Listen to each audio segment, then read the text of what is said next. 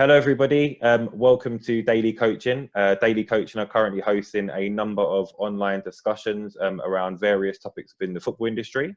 And today's topic is all going to be around the specialist coach. And I'm very, very excited to announce the guest that we have with us today speaking about that is Thomas Gronnemark.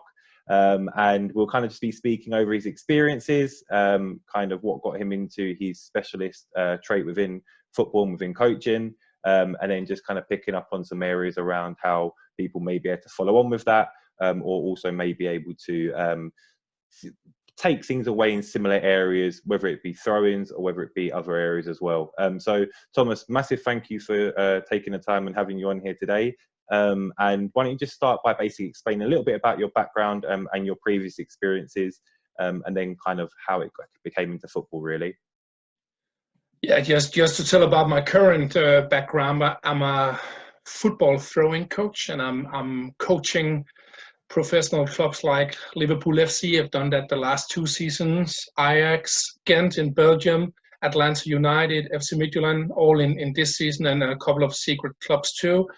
I've been a throwing coach since 2004, and like I've just had so much passion around throwing since I was a kid. When I was a kid in the mid-'80s, I was looking at my older cousins. I had 2 cousins called Bent and Johnny, and they could really make long throw-ins. And I don't know if you had like older cousins before, so but often you're just looking up to them, and everything they do, it's just like totally cool. And I just wanted to do the long throw-ins like them. So as a teenager, a couple of years later, I was just like trying to rehearse like the long throw-ins and so on.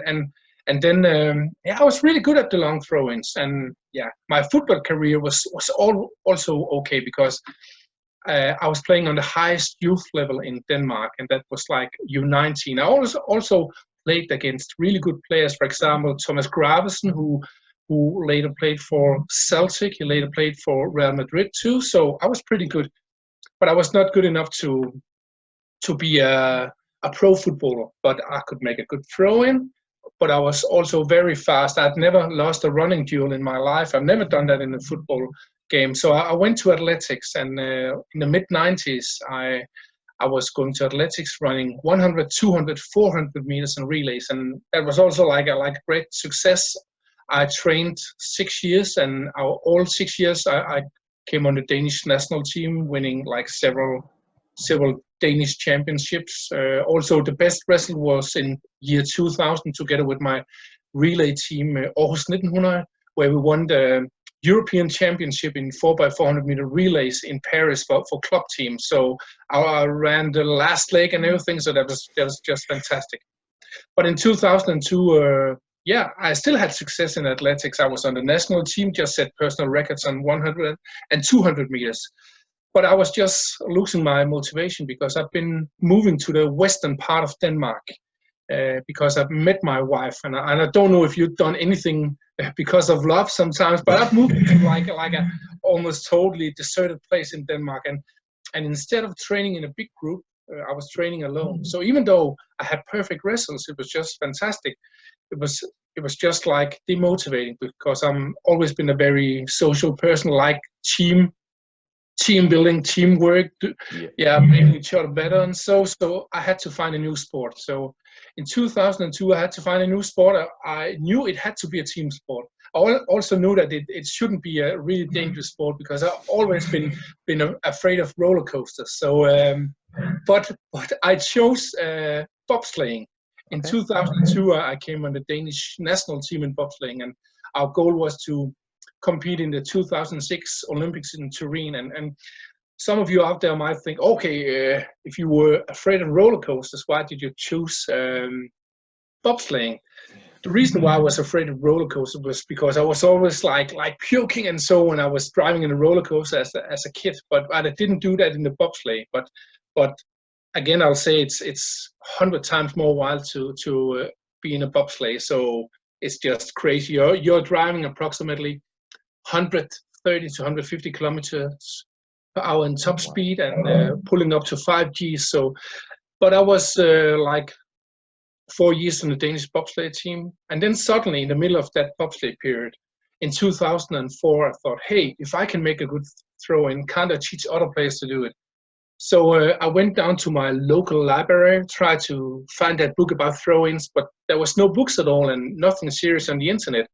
So I used approximately 6 months to do a throwing course, and yeah, of course I could have started with an amateur team or youth team, but I had the courage to contact the local Superliga team in Denmark called Viborg FF, the best league in Denmark, and they said yes, and yeah, it worked. They scored a lot of goals after the throw-ins. The club had its best placement at that time in the club's history in the Super League, and so everything was perfect. The year after, I was coaching FC Midtjylland, even better club in Denmark. Also coaching them this season, current #1 in Denmark too, several times Danish champions too. So yeah, and that's it. And then since 2004, I've been thinking about throw-ins every day. I'm thinking about throw-ins, how to be better, how to improve. I'm analyzing every day. I'm dreaming about throw-ins often. So you can say I'm really passionate about throw-ins. And of course, I don't know if you'll come to that later, but the big breakthrough came in July 2018, where Jürgen Klopp called me. So yeah, it's been like a fantastic adventure to be a throwing coach. Yeah. So we will come on to that in a little while. But it's interesting, just picking up on a few of the points really that you made. So obviously, number one, the background in other sports, and especially sort of within football coaching, there's often big discussions around, when players are playing the game, they often have traits within other sports, and you often get key sort of characteristics, key fundamental skills from the different sports, because a lot of it are transferable skill sets which these players can use. So it's interesting how you used your background from athletics, which does involve a lot of sort of aerobic and anaerobic training when you're trying to obviously fulfill your movements within your athletics, and especially within sort of the throw-ins as well. I can imagine that it does take a certain amount of explosive power when you're obviously releasing the ball from the throw-in. So that's interesting to hear there, and I think you can clearly hear the passion behind, like you said, with the throw-ins, and I think it's really important. I always think that a teacher or an educator, they have to believe in what they're teaching and what they're educating to their students and to other people, because I think the students and the people learning from that really understand and get that from the people who are teaching it to them. And I mean, it's interesting because, again, like you mentioned, obviously you sort of got in touch with your first club, and obviously they thankfully took you on board, and that was first, I suppose, the initial opening into the door. But I mean, over in England, there was a player called Rory Delap, who I'm sure you know of. And I remember at the time when he was playing for Stoke and he was producing these throw-ins, and it was really becoming effective for Stoke and they're scoring their goals. And obviously fortunate enough to have somebody as tall as Peter Crouch in their attacking lineup as well. But it was something which was kind of really blown out of the water here, and people really took onto it and thought, well, as a defence, we're now going to have to obviously understand and plan how to defend against this. And yeah, I'm surprised more teams didn't actually, at that period of time when it happened, follow the trait. And I think that he was kind of one of the sort of first people in the Premier League, especially, to kind of do that and be effective within it, especially with Stoke as well. So yeah, a few interesting important points there to say. Yeah, I just have a little like an extra thing here, because of course I've been mentoring like my own top performance sports like athletics, football, bobsleighing before I started as a throwing coach. But things I'm using just as much as, like, I've been playing really much basketball. I only played in a club for 1 year, but I've been playing like street basketball for like every year since I was like I don't know, 14 or 15, still playing once in a while. And I'm using that really much in my throwing coaching. I'm also using elements from American football. And so I think it's really important to be open-minded as a coach. Where can I take stuff from? Because of course we have to look at top performance who are doing traditional things and try to do the same. It's of course important. You can't be innovative and thinking new ideas all the time, but sometimes we can take in stuff from other sports. Sometimes you can also like take in stuff from like, sometimes when I see a sculpture or a piece of art, I'm also seeing, okay, that's the line. Hey, what does that mean compared to like doing the same line in throw-ins? And so I think it's one of the best things you can do is you can't do it all the time, but often be open-minded to new impulses and new ideas, because sometimes, you know, one person has to be the first to think new ideas. And of course it's totally tough to be the first one. You know, there are really many people who are really cheering for me or being happy and saluting. That's just fantastic. But there are just as many people who are like laughing and making fun and so. But again, if you want to be the first, then you just have to be ready to meet people who are really skeptic about you, and that's okay, because that's also the way we learn things.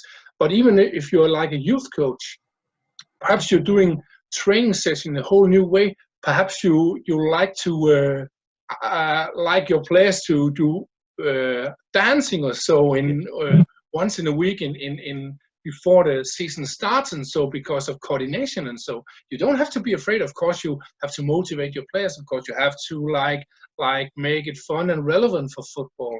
But I think it's really important to make the top level that you are really finding. And it doesn't have to be 50% of your coaching. It can also just be like 5% of the time, because it can really make a difference. So yeah, no, I totally agree with that. I think as well, the big thing is that I mean, in being a coach myself, I kind of have seen the game of football change, and I kind of don't really feel now as though, say for example, those who may be starting off in their coaching career, that they say, I want to be a football coach. And I sometimes question, well, what is a football coach? Because I don't see it as just being the generic football coach nowadays. It's, you know, there's a lot more specialist areas coming in now. Now, obviously, your one, like you said, it's you've taken that risk, you've taken that that commitment really to going into something which, like you said, some people may at times be a little bit skeptical of, which you know, I frown upon those people really, because I think, like you kind of said, it's, you know, it's not, you're not saying that the whole session has to be around throw-ins. It's only that percentage, but actually it's the difference which could win you a game, say for example on a weekend, and get you those 3 points. But also as well, it's adding those extra tools and those extra avenues for players to be able to become effective as well. I mean, you know, again, we'll go on to the Liverpool factor in a minute, but you know, you think about last season and Trent Alexander-Arnold when he took that corner. I mean, you know, it's a slight change of or a decision in which he's made, and all of a sudden it's had a massive impact on the outcome of the game. So yeah, I think that, you know, like you said, mentioned there, it's massively important. As coaches, you need to have that growth mindset of, you know, being flexible, being open, and trying out these new things. Because like I said, I think there isn't such thing as just a football coach now. I think we are going down the route of more, well, we've seen it recently with attacking coaches, so strikers coaches, midfield coaches, defensive coaches, and then obviously like you're doing now, you know, you're really pioneering the way of the throw-ins, and I'm sure it's without doubt and without credit to you that there will be a lot more people trying to not necessarily jump on the wave, but, you know, follow that same suit of thinking, wow, yeah, I am interested in this. And obviously, especially with yourself, bringing out a lot more material within that now, there's obviously more education out there for people, which is great to hear as well. So yeah, definitely really important, like you mentioned. So kind of going off then, you said obviously you got your opportunity at your first club, and that was through sort of just contacting them, and they've taken that opportunity. Moving forwards, how did the club work kind of come about? Was it sort of the one club heard from another club, or was it kind of you still again put yourself out there and sort of put your approach to teams and clubs and players? I'll say most clubs, they are contacting me directly. I haven't really measured how much, but I think like 80 or 90% they're contacting me themselves, because they've heard of me, read an article, or seen my results in other clubs. And of course it had helped that Liverpool or Jurgen Klopp contacted me in early July 2018. Of course, that this season I've been coaching 8 different pro clubs, so of course it helps too when you have success in a big club. But yeah, for me it's just most important that people are open-minded. And you know, when I was coaching like the first actually up till July 18, people were only having the long throw-ins, and that was also like a big success because for example, in FC Midtjylland, not this season, but the last 4 seasons, we've scored 35 goals on the long throw-ins, like 9-10 goals per season or so. Wow. So, but all the clubs only want to throw long throw-ins. But like in the last 10 or 12 years, I've been working with what I think I'm calling the long, the fast, and the clever throw-ins, and that's throw-ins all over the pitch. So it's really like shifted, and it was really frustrating for me because the coaches only want the long one, and of course it can be a weapon, but for like 80% of the clubs, it's not a weapon you want to use like 10 times in a match because it makes the match slow. It's more like for physical teams like Stoke back in the days, like you mentioned with Brody Lab. They had like 8 players over 190 in in the start 11 or so, and also not this year, but the last 4 years again, FC Midtjylland had a very physical team that just like changed a little bit. But when I'm coaching in Liverpool, or I'm coaching in Ajax, I can't just like make 10 long throw-ins. So in most of the clubs now, it's more like keeping possession. And after we're keeping possession, we also like to create chances. We also like to score goals. And in the 2017-18 season, the season before I came to Liverpool, Liverpool only had a possession of 45.4 on throw-ins under pressure. And throw-ins under pressure are where the players are marked. And Liverpool were number 18 out of 20 in the Premier League. And Jurgen Klopp said it himself too. We were really bad at the throw-ins, almost losing the ball all the time. But in the first season, that was last season, I was in the club, we improved to 68.4, so up with 23%. And Liverpool went from number 18 to number 1 in the Premier League on throw-ins under pressure. We also went to number 2 in Europe, and number 1 was FC Midtjylland, one of my other teams. Yeah. So, and people might think, oh, it's only a throw-in. No, there are normally 40 to 60 throw-ins in a match. And if you keep the ball, you can keep control and create a chance to score a goal. And if you lose the ball, you're often caught out of balance. So and then there's big risk of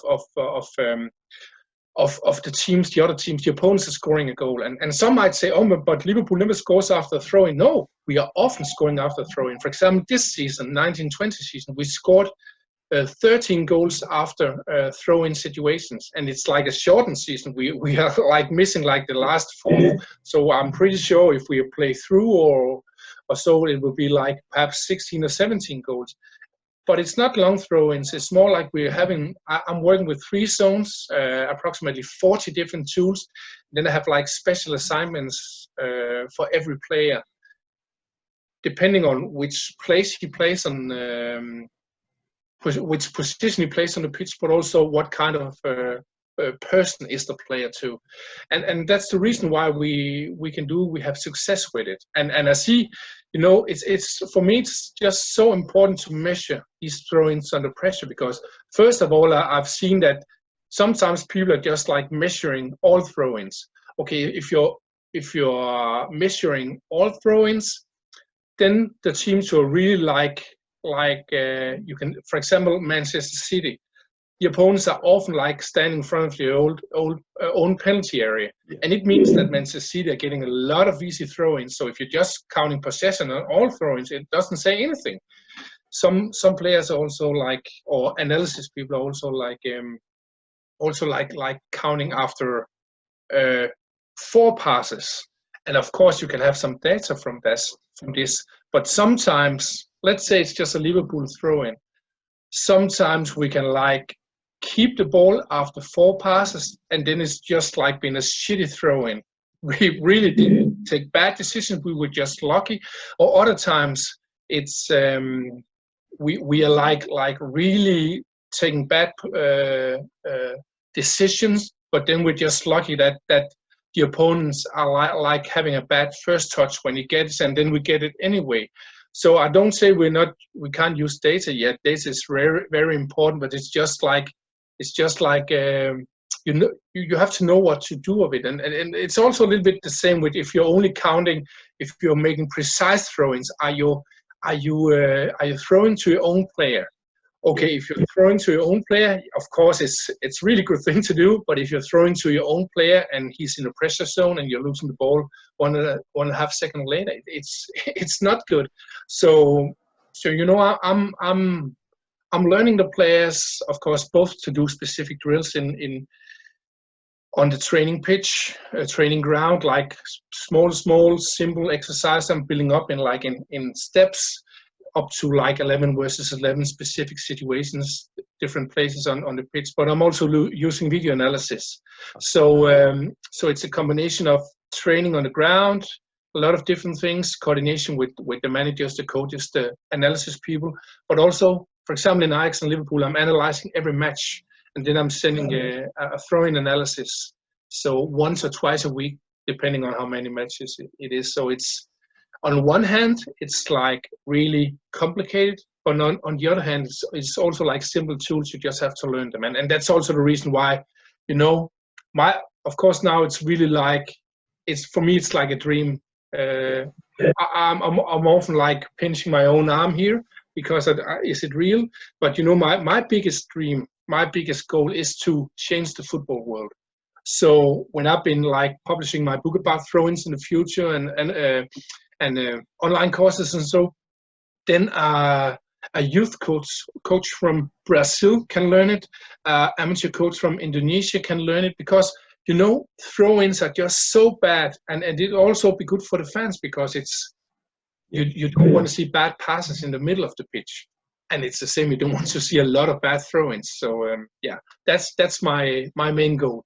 Yeah, no, totally. And as well, you mentioned a very important point about the possession. I think this is a thing which is often lost. Like you said with the long throw-ins, I mean, obviously mentioned the Stoke example because obviously they did get some success out of that, and it was something which was seen as a little bit different from potentially how people operated with throw-ins prior to Rory Delapse, for example. But I totally agree with you about the possession aspect of it. I think so often, whether it be a set play, whether it be a goal kick, whatever it is, there's this big thing, and I always often try and talk to children about this as much as possible as well. You're currently in possession of the ball. You don't want to put yourself in an opportunity where you're risking to go out of possession by just distributing it for the sake of distributing it. So yes, we may be looking to try and go into an attacking area. So you're looking to play the ball forwards, or potentially if you've got a corner, you're looking to put it into the box because that's going to be potentially closer to the goal. But yeah, you're in possession of the ball, and you know, you want to think about the best opportunities of whether it be a build-up, whether it be, like you said, looking at specific players and their individual traits in what they can do. So whether it be a player which is really good at dribbling and taking on players, whether it be a player who potentially is really good at crosses and is able to receive the ball and then be able to put a cross in, maybe in a better position than it would be doing a long throw-in. So yeah, I find that part really, really important there about that, keeping the possession of aspect of it. And again, kind of, you talked about the pressured throwing. Again, like you just said, there's throw-ins which can be sort of taken all over the pitch, but it's like you said, it's interesting around the you know, analytics of it. How is it being judged? You know, is it a throw-in in your own half? Is it a throw-in in the opposition's half? Is it a throw-in potentially a different scenario within the game? So you're losing, you're winning. There's a few minutes left. So, like you said, in terms of the taking the sort of video analysis of it all, it must be really interesting kind of seeing how that sort of pans out. And similar to kind of what we do within coaching out the player, I suppose, in terms of when the ball's actually on the pitch and in play.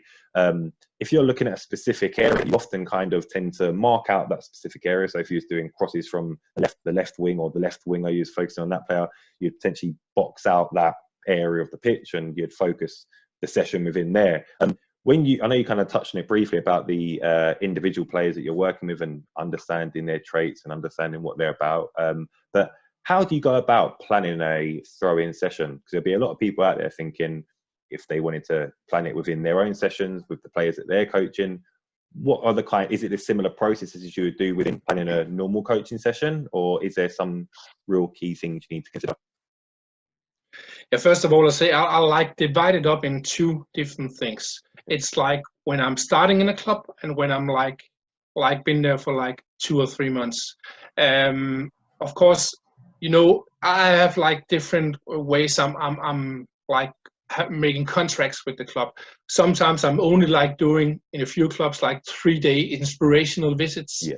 Then I'm also like in Ghent in Belgium, I'm doing like 3 visits on a season and doing a little bit throwing analysis. And then I'm having clubs like Ajax, like Liverpool FC. It's like full season contracts. In Liverpool, it's been 2 seasons now, where I'm like visiting 6-7 times per year, and then I'm doing video analysis of every game. So it's a little bit different from club to club. But let's take a club where I'm being pretty much like in Liverpool Ajax.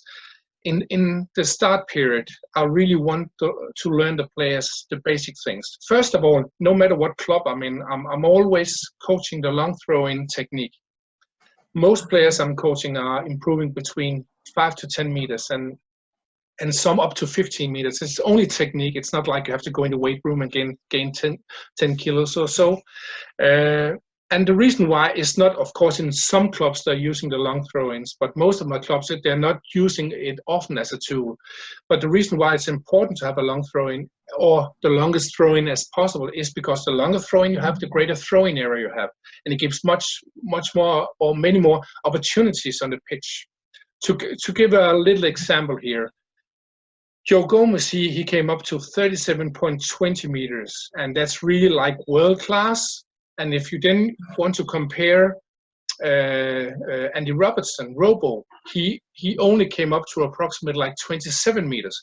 But when you learn where he started from, he started with approximately 19 meters. And 19 meters, and he's a fullback. 19 meters is very short, but he improved to 27 meters, and he also improved his throwing area with more than 500 square meters. So even though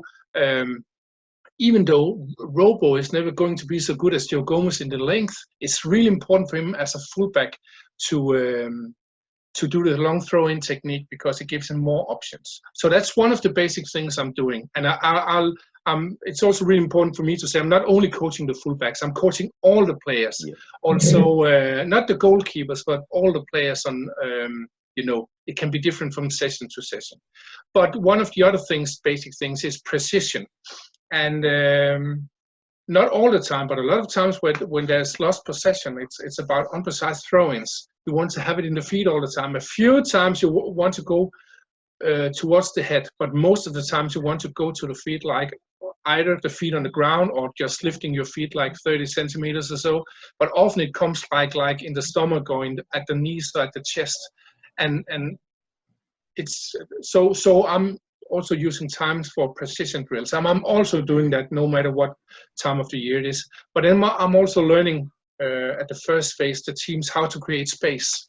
And it's really important to learn the players how to create space because often the players are standing either still or only moving a little bit. But you can create space in many different ways, and you can also create space in different ways according to which kind of area you're in too. So that's like the basic things I'm also always working with, like the first or 2 visits in a club.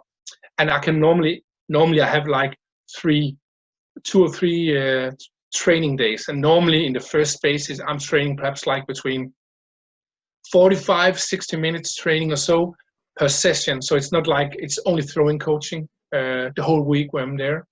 Then you can go on to the second phase, and you can say that for example, in Liverpool FC, been there almost like 2 full seasons. And the second phase, it's just like, it's like going on like forever. And the way I'm coaching in the second phase is that when all the basics are there, and of course I'm always using time on the basics no matter where we are, because you have to like work on your basics all the time. But in the second phase, I'm going like more in the specific things, both in specific things for the team, because some teams are really catching up fast on specific things, and other teams are really like struggling with some specific areas. And then I'm also like using the video analysis to say, hey, what are we working on now? Perhaps we are working on throw-ins at our own penalty area. That's perhaps the hardest throw-in, especially if you're getting high pressure there. But it can also like really give you an opportunity to score goals after these situations, because if you can play out of the pressure, it can be really good. So I'm using like the video analysis to look at, first of all, what do we have to improve now as a team, but also like specific things for individual players.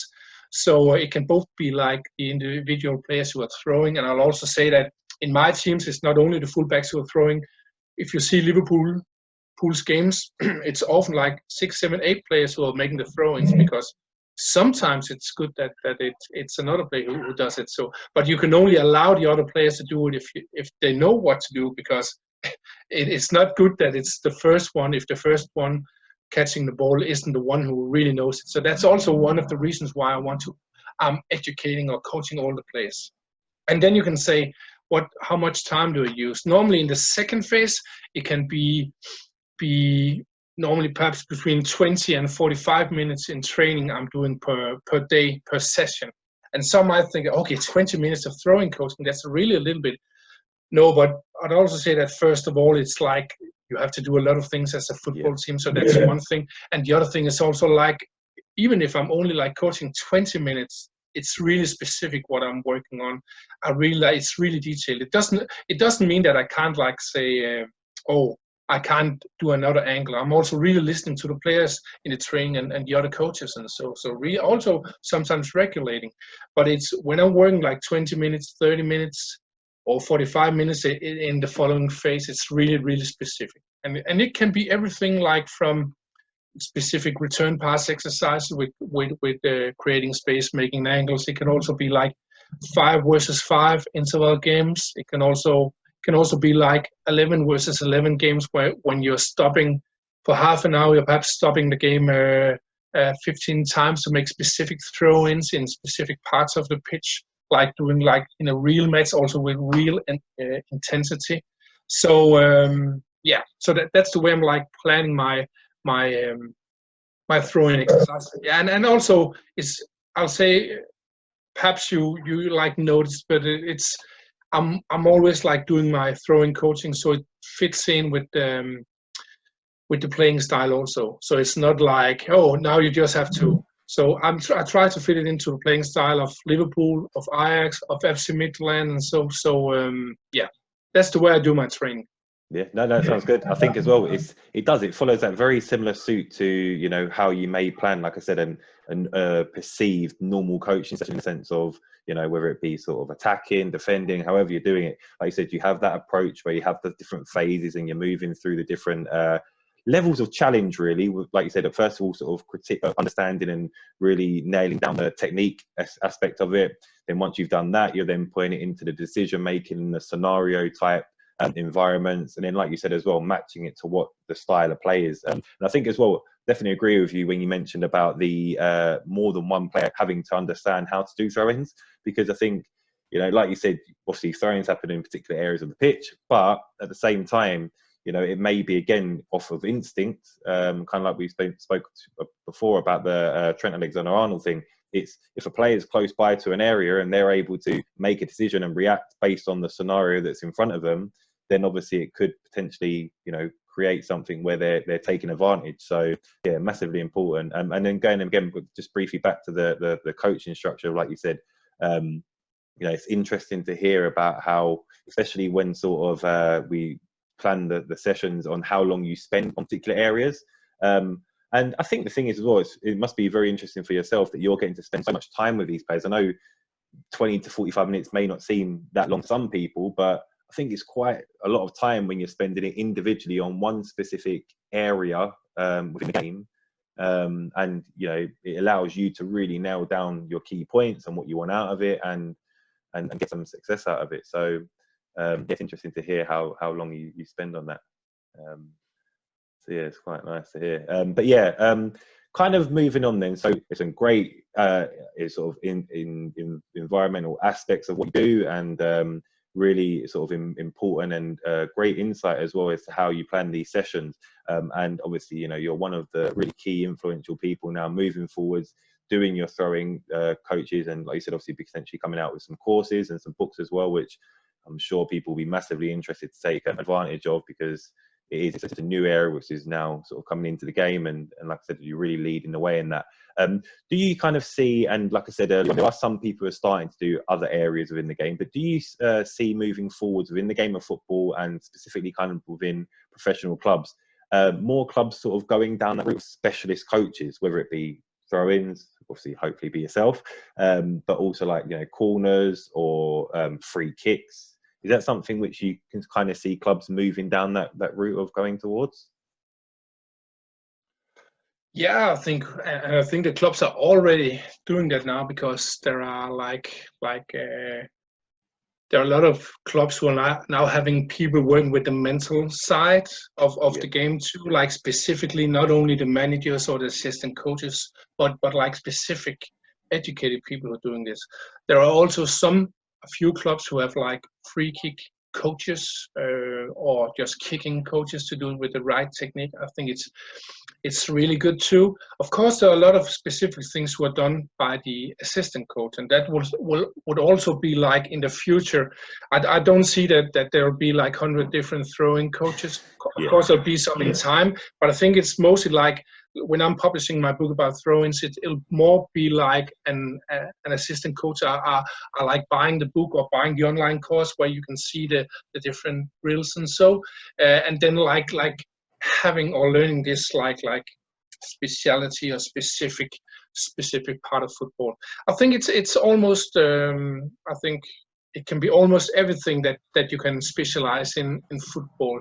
But if you have to look at what can really make a difference, then I think it has to be like things that can matter, have a like a certain size. Some people have been saying with throw-ins, it's marginal gains. And I just been thinking every time, no, they're totally wrong. It's not like marginal gains. It's not like in cycling when you are shaving your upper toe or so. I know it doesn't really count because you have shoes on, but it's not like you're like doing this 0.1%. No, throw-ins there are, as I said before, 40 to 60 throw-ins. When I'm getting video analysis from Liverpool, I'm having the attacking, the defending throw-ins. I'm having the situation just before the throw-in comes, and then the following situation, which is really influenced by the throw-in and what movement you make. Normally, these two videos are between 7.5 and 10 minutes. So like normally, it's between 15 and 20 minutes of the game where I'm sitting either and watching defending or attacking throw-ins. So we are moving really far away from marginal gains. So back to your question again, I think it can be almost anything, because now we have data, we have analysis, and now we can see, we can see the different what matters. You can say that I was before the data and the analysis before. No one have looked at it before I came. So, but in the future, people would look at things like what can we work with here? And for example, I'm just saying something now because I've also been a sprinter. I've also been working earlier with football players to make them faster. But let's just say like a thing like change of direction, especially if you're playing in every part of this, but especially in the midfield too, because you have to change direction all the time.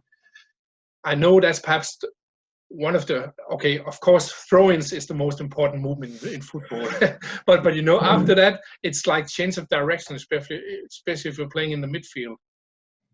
And I'm totally sure if like people knew and could see how much it mattered for every player that like they'll do it like almost every day to really be specific on the technique. And so I'm personally been working a lot with running technique for football players. So I think it sounds like a small things, but if you know how often a football player is changing direction at high speed, it's really like, I haven't measured, but I think it's several hundred times in a match. And if you can get like 3 or 5% faster there, you perhaps go like from a really good player to a world-class player. So just to mention another thing where people are, and it's not like there are no physical coaches now.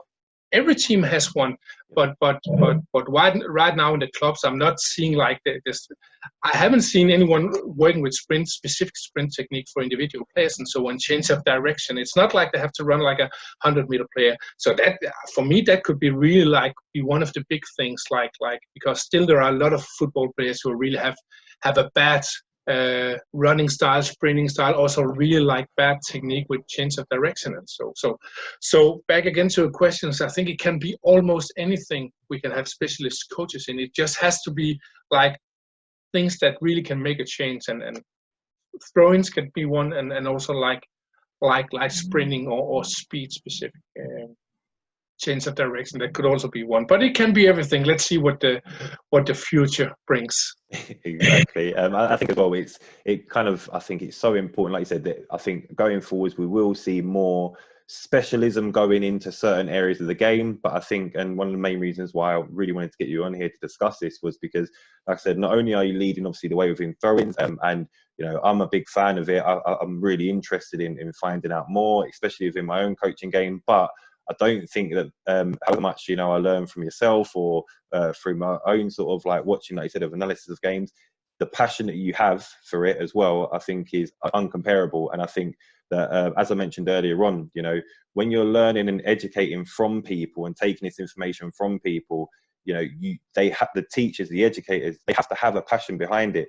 You know, there'll be a lot of people who are coaches out there, and will, especially with sort of a lot more video analysis coming into the game, they'll look at football and think, like you said, you know, what are the perceived weaknesses? What are the areas we need to pick up on? But unless there's somebody like yourself who's behind it and is passionate about it, and also as well, incredible just hearing some of those stats and figures as well, because, you know, again, you can go into a game or a scenario or an area of in training with a perceived idea of how often throw-ins might happen, but you know, you're coming with the data. So I think that must be one of the things as well, which clubs, you know, really take on board, of you having the data, you having the passion behind it, and the experience, and obviously the knowledge, which, like I said, is uncomparable to a lot of just the perceived normal coaches out there. So yeah, incredible insight, and yeah, massively sort of impactful for a lot of people out there to take on board and to jump on the wave of it, because like you said earlier on, sometimes people are a bit skeptical of these things, but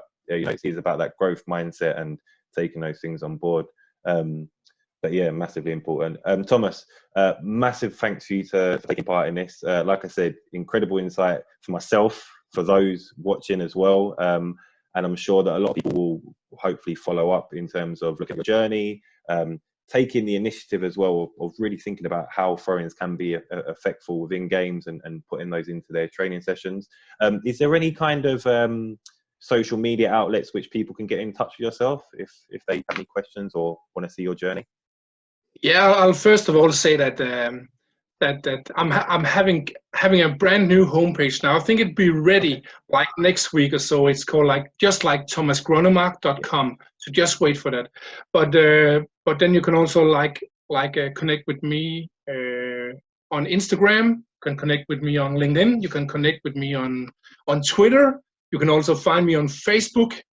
You can also open the window and try to shout after me, but I'm not sure I'll answer unless I'm right in the area. No, I'm on pretty much every social media, and I'm very very open-minded. I just want to help people. So, and you can also find me on YouTube. I have a lot of of course I don't give my big secrets away there, but I have a lot of inspiration there. You can easily use for your amateur team or youth team. So find me on YouTube. Just search Thomas Gronnemark, and then you'll see a lot of videos there. Fantastic. What I'll do as well is I'll get the links to these and the social handles, and I'll put them into the description below so that people can access it a bit easier. But like I said, massive thank you for having you on here. You know, it was really exciting to get you on, and for those watching and listening out here, highly recommend you to get involved with Thomas's journey. It's an incredible one in terms of, as he's mentioned today, his journey as to where he is now. And also, just like I said, the mindset and the thinking behind it is different from a lot of coaches out there. There's a lot of passion behind it. There's a lot of data behind it as well. So yeah, massive thank you for having you on here. Hopefully people get in touch, and I really do appreciate you taking the time.